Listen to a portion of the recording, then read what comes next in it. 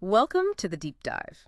Today we're digging into a really fascinating historical puzzle, the Great Divergence. hmm Think about it. Centuries ago, Europe, especially Western Europe and England particularly, it sort of starts to pull ahead economically, Yeah, leaving behind powers like China, which, seemed pretty advanced at the time. So what happened there? exactly. It's the big why. We've gathered a stack of really intriguing sources looking at everything from population trends to the nuts and bolts of government. We want to extract the key insights for you. Right. And our goal in this deep dive is really to understand the drivers behind this huge shift. We'll look at population changes, demographics, Okay. how societies organize themselves, their institutions, basically. Right, the rules of the game. Yeah, exactly. And a specific, really important event in English history, the Glorious Revolution. And hopefully you'll start to see some maybe surprising connections between these different pieces. Okay, sounds good. So where should we start? Maybe with people, demographics. Yeah, let's start there. It's fundamental. Our sources definitely show that how populations changed had a massive impact, especially in England. Mm, Now, when we talk population growth, the basics are, pretty straightforward. You've got birth minus deaths, natural increase, and then people moving in or out, migration. right. And we're mostly focusing on that natural increase part here, the births and deaths. Okay. And what's really striking when you look at the sources is the contrast. China versus Europe. In China, the norm was pretty much universal marriage for women, Right. which tends to lead to high birth rates. But, and this is key, they also faced very high death rates and were really vulnerable to, well, devastating famines, even quite late in their history. Okay, so high births, high deaths, Yeah. a precarious balance. You could say that. Now, Europe and England specifically went through something different, what historians call a demographic transition. And England's path was unique, even within Europe. It seems so. Get this.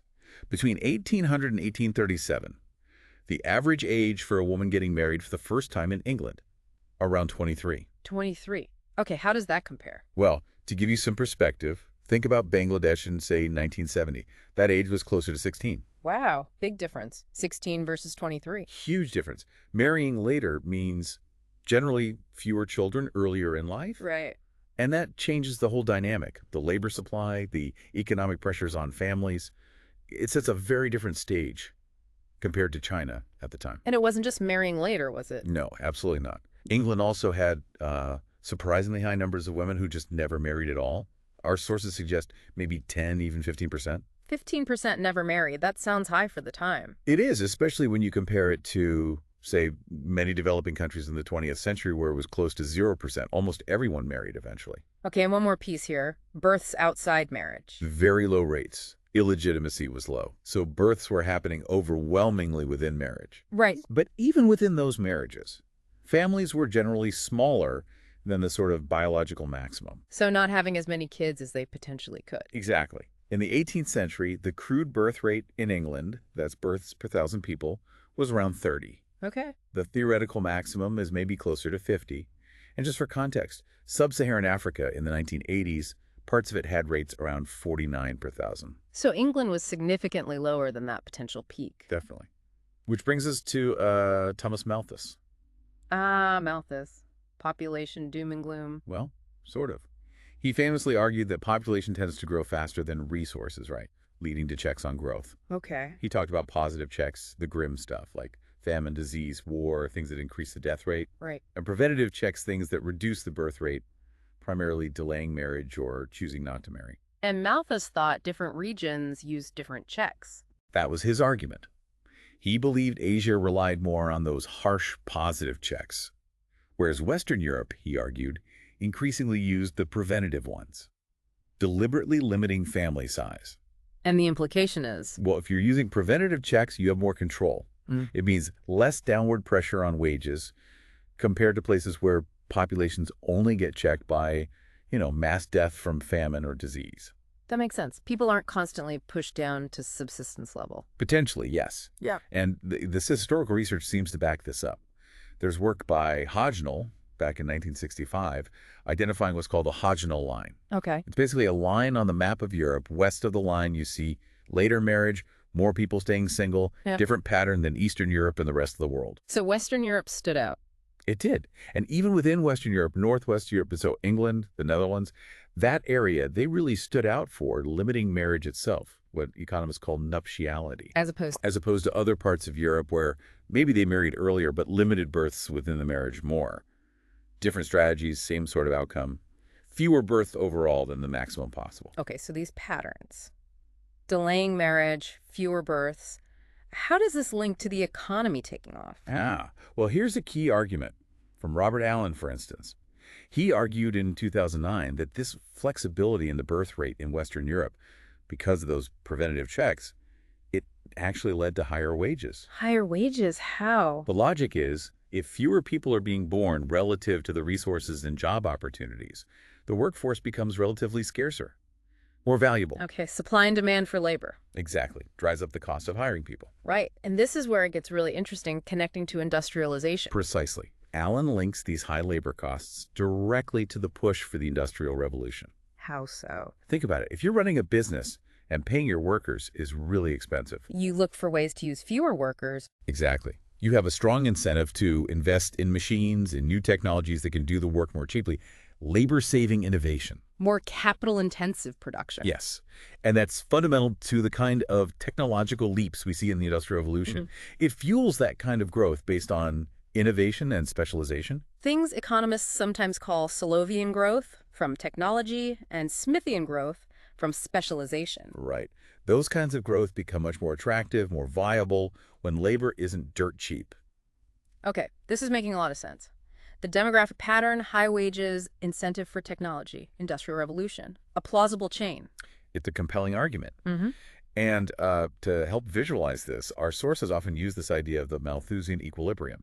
There's a graph illustrating it. Okay, what does that show? It basically shows two potential stable points. One is a high-pressure equilibrium. High birth rates, high death rates. Population stable, but living standards are low. Think positive checks. Yeah. The other is more like admirable restraint. Lower birth rates, lower death rates, population is stable, potentially at a higher standard of living. That's the preventative checks model. And England was moving towards that second one. Increasingly so, yes. Yeah. Towards that more stable, potentially more prosperous equilibrium, thanks to those preventative checks on population. Okay. So it really looks like this unique demographic path played a pretty significant role in setting England apart. It certainly seems like a major piece of the puzzle. But as you said, it's not the whole story. Demographics alone don't explain everything. No, absolutely not. Which brings us to the next big area our sources cover. Institutions. Government. Right. How society was organized, how it was governed. Exactly. Yeah. Let's shift gears from who was being born to the rules of the game, like you said. Our sources draw a contrast here, too.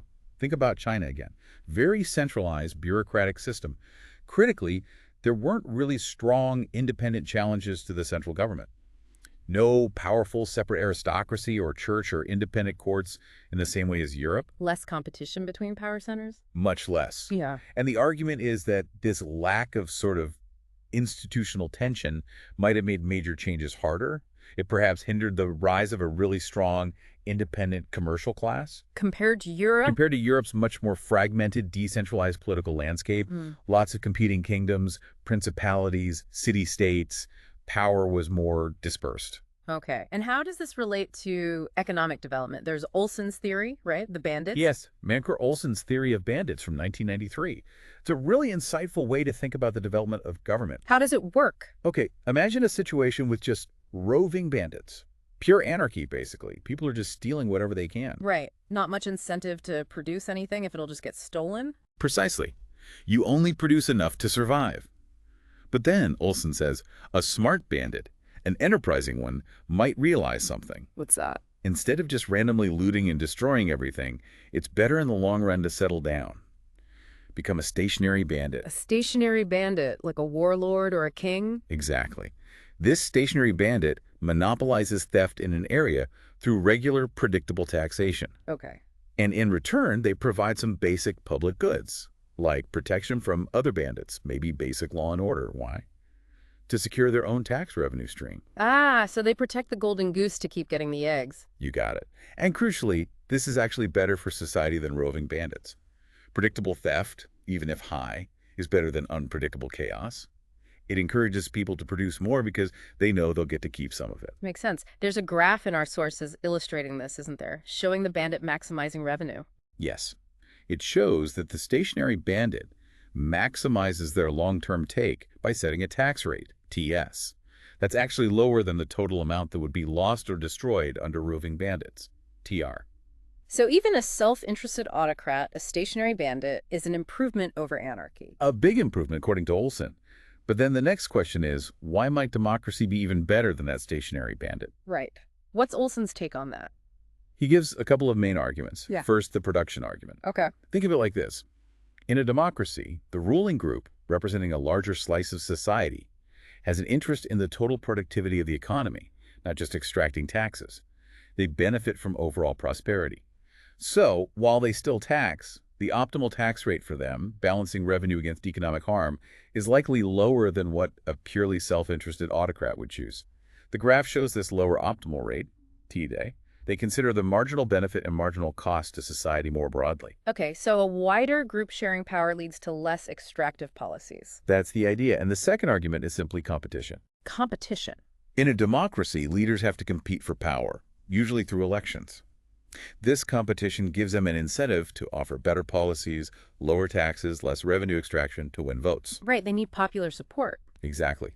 An autocrat doesn't face that same competitive pressure. Okay, so we go from roving bandits to a stationary bandit, which is better, to democracy, which is potentially even better for economic growth. That's the theoretical progression Olson outlines. And how does this loop back to the Great Divergence? Well, the timing is suggestive, isn't it? China established a stable, centralized autocratic system, a very effective stationary bandit quite early on. Okay. Europe remained fragmented for longer, but then parts of it, particularly England, seem to have moved towards constraining that bandit, towards more accountable democratic-leaning systems much earlier or faster than China did. With the Glorious Revolution being a key example. Precisely. The Glorious Revolution of 1688 is often pointed to as this pivotal moment in England. That timing, coming before the big industrial push, makes people think, okay, maybe there's a causal link here. This shift in how England was governed, maybe it laid the groundwork. That's the argument.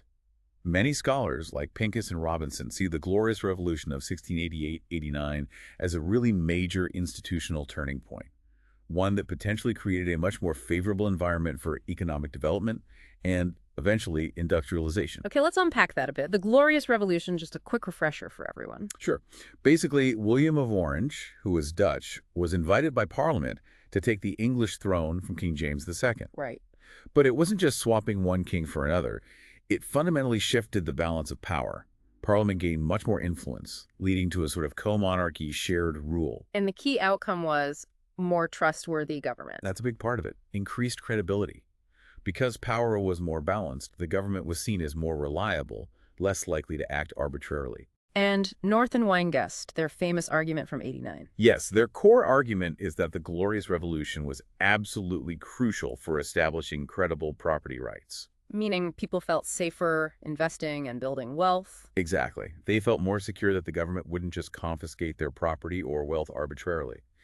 This security is fundamental for encouraging long-term investment in economic activity. And this wasn't happening out of the blue, right? There was a history of conflict. Oh, absolutely. There were decades, even centuries, of tension between the crown and parliament over things like royal finances, the king trying to rule without parliament, the independence of judges. Civil War. Right, the Civil War in the mid-17th century. Even after the monarchy was restored, the problems didn't fully go away. James II caused a lot of concern. So the Glorious Revolution wasn't just about fixing the king's immediate money problems.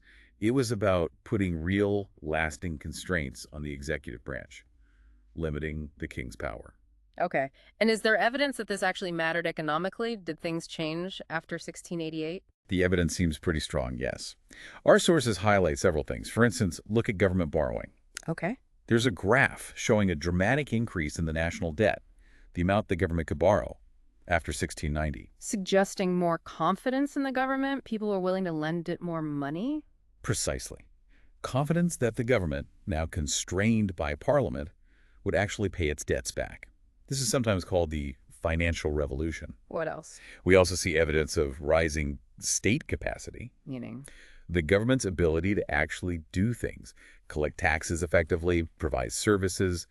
There's another graph showing total government revenue per person starting to climb significantly from the late 17th century onwards. So a more credible government was also becoming a more capable government. It seems so. We also see signs like increased government employment, more investment in infrastructure like naval dockyards, and Parliament playing a much bigger role in passing legislation, shaping the economy. So a more active, but also more accountable government emerged. That appears to be the case. Now, there are slightly different takes on how exactly this stronger British state fueled growth. Okay. One view is often called the night watchman state perspective. It emphasizes the financial revolution, better taxation, borrowing, secure property rights, stable money, reliable courts, a limited government providing a stable framework for the private economy to thrive. Right, just setting the rules and protecting property. Sort of. The other perspective is the fiscal military state view. Fiscal military. Yeah, this view emphasizes that the government's newfound ability to borrow huge sums was primarily used to fund, well, war, building a powerful navy, fighting rivals like France, expanding the empire. And how does that help the economy? Well, proponents argue this military power secured trade routes, opened up colonial markets, protected merchants, and ultimately created vast opportunities for British commerce and industry. Empire building as economic stimulus, in a way. This view also stresses that the strong state supported key institutions like common law and the Constitution. So one view is good finance and property rights. The other is strong navy and empire building. That's a simplification, but it captures the different emphasis. But notice, both perspectives agree that a stronger, more effective, more credible state emerging after the Glorious Revolution was crucial for the Industrial Revolution. They just highlight different mechanisms. Okay, so institutions mattered hugely in England, which brings up the obvious question again, why not China? If stable government is good, China had that early on. Right, it's the paradox. China had a sophisticated, stable, stationary bandit state for centuries. Why didn't it transition further or industrialize first? Yeah. Well, one intriguing, if perhaps controversial idea comes from Acemoglu and Robinson. Our sources include a graph related to their work. What do they suggest? They suggest, perhaps counterintuitively, that China might have had too little inequality or at least the wrong kind of political dynamics to push for democratization. Too little inequality. How does that work? Their models suggest that sometimes a certain level of tension and inequality between different groups in society is actually what creates the pressure for institutional change, for broadening political power. If you have a very strong state that effectively suppresses potential rivals and maintains a relatively controlled society, you might not get that bottom-up pressure for reform that leads towards democracy. China might have been, in their terms, too stable or controlled in region A of their graph to democratize. Huh. So maybe being too stable early on prevented the later transition that England experienced? That's one line of argument, yes. It suggests the path of institutional development matters, not just the endpoint. Okay, fascinating. So we've covered demographics and institutions, particularly in England. It feels like those are the big pillars of the argument for divergence. They are definitely central to the explanations we've been looking at. But our sources do also touch on some other contributing factors, more traditional explanations, perhaps. Right, the traditionalist reasons. What else comes up? Well, we've hit demographics and government institutions hard. But other points mentioned include differences in urbanization and how commercialized societies were. Europe becoming more urban? Yes, there's data showing urbanization rates in parts of Europe eventually surpassing China's over this period. Also, suggestions that European agriculture might have become more productive per worker. Okay. Energy costs are another one. There's a chart comparing energy prices coal, basically. It shows energy being significantly more expensive in Beijing compared to London or especially Newcastle, right near the coal fields. Ah, so cheaper energy in England could have made experimenting with things like steam engines more viable. Plausibly, yes. Lower energy costs reduce the barrier to adopting energy-intensive technologies. What else from the traditional list? Less innovation overall in China, perhaps reflected in lower total factor productivity growth. And then there's the fuzzier category of informal or cultural institutions. Culture. That's always tricky. It is. But some scholars, like Gregory Clark, have argued that things like local work ethic and culture made a difference. He famously compared the output of textile workers using identical machines in different countries and found big variations he attributed to, well, how hard or effectively people worked. Implying European workers might have been more industrious. That was his interpretation in some cases, yes. There's also occasionally brief mention of whether cultural factors, like maybe aspects of Confucianism in China, might have unintentionally hindered certain kinds of scientific or commercial development compared to trends in Europe. But these are complex and often debated points. Understood. Culture is hard to pin down. Very much so. Okay. So if we try to sort of pull this all together, what's the main takeaway from this deep dive on the Great Divergence? I think the key picture emerging from these sources is that it wasn't one single silver bullet. It No. was more like a confluence of factors creating a unique environment in England and parts of Western A Europe. combination. Right. You have England's really distinct demographic path, the later marriage, the preventative checks leading arguably to higher wages, Okay, the wage pressure. which then created that crucial incentive for labor-saving technological innovation. Mm-hmm. And then layered on top of that, or maybe intertwined with it, you have the evolution of institutions. The Glorious Revolution. Yes, particularly the shift towards a more constrained government after 1688, one that protected property rights more credibly, became more capable, and fostered a more stable, predictable environment for investment and growth. So the people side and the government side interacting. Exactly. It seems to be the interplay between Conrad's demographic pressures and institutional changes that really set Western Europe, and especially England, on a different path from other major powers, like China, which had its own long and successful history, but didn't experience that same combination of changes at that critical time. It's really striking, isn't it? How these different elements, marriage ages, birth rates, tax systems, political power struggles, how they all weave together to shape such massive historical outcomes. It absolutely is. And it really leaves us with a provocative thought, something for you, the listener, to mull over. Okay, what's that? Well, think about how these historical forces, these deep-rooted differences in demographics and institutions that emerged centuries ago, Hmm. how might they still be resonating today? Hmm. Are there echoes of these patterns in the modern global economy? Do we see parallels in how different countries develop based on their own demographic trends or the nature of their institutions? So thinking about the long shadow of history. Exactly.